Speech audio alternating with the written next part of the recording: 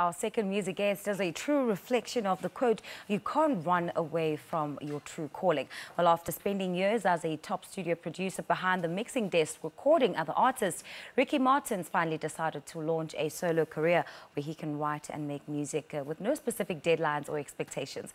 Well, so he ditched his birth name and took on the pseudonym SEVVEN, releasing 3 singles since his rebirth. The multi-talented instrumentalist and songwriter joins us now to chat all about his new single called Speed of the Night and where he is heading. Good morning to you, SEVVEN, and welcome to Morning Love. Thanks for having me.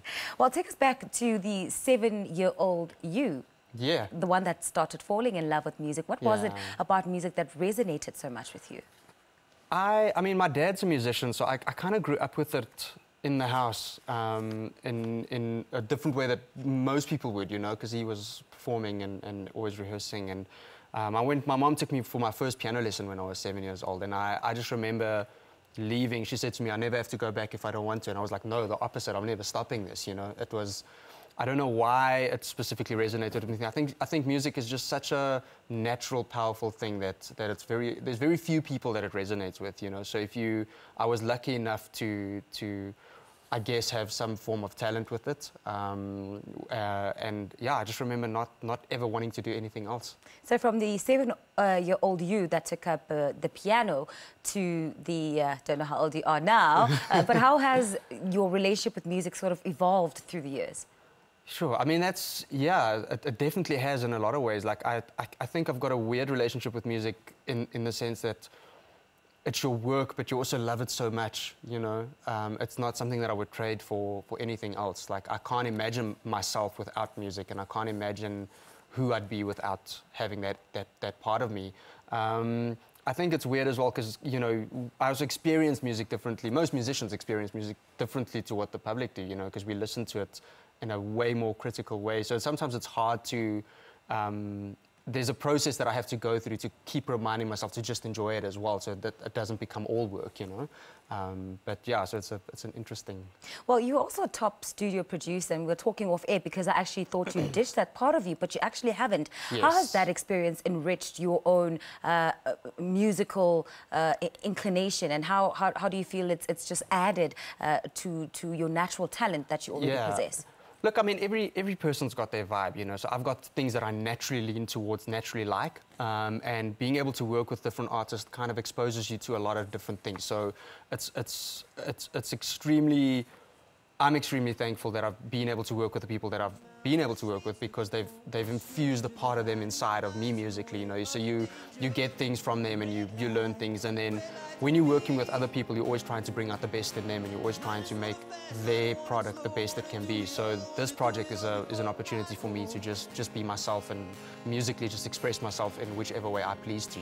Well, it's absolutely exciting to experience the musician you, because I mean, you've also helped out other artists, you've worked with other artists, but now this is all about you. This is your time. What was it that really shifted in you to say it's about time I start recording my own music? There was a couple of factors, but the main thing was kind of often you put a lot of energy into a project, and then because it's dependent on other people, that project will come to an end, and you sort of feel like it could have gone so much further. And I was sort of at a space where I wanted something that was just dependent on me, where I can do this for the next 30 years or 50 years of my life and know it won't end as a result because of someone else's life decisions, or someone starting a family or having a baby or whatever it is. And then people just, you know, which is, I mean, that's fine, it happens, but I wanted something that's just dependent on me, All right, talk to us about the name SEVVEN.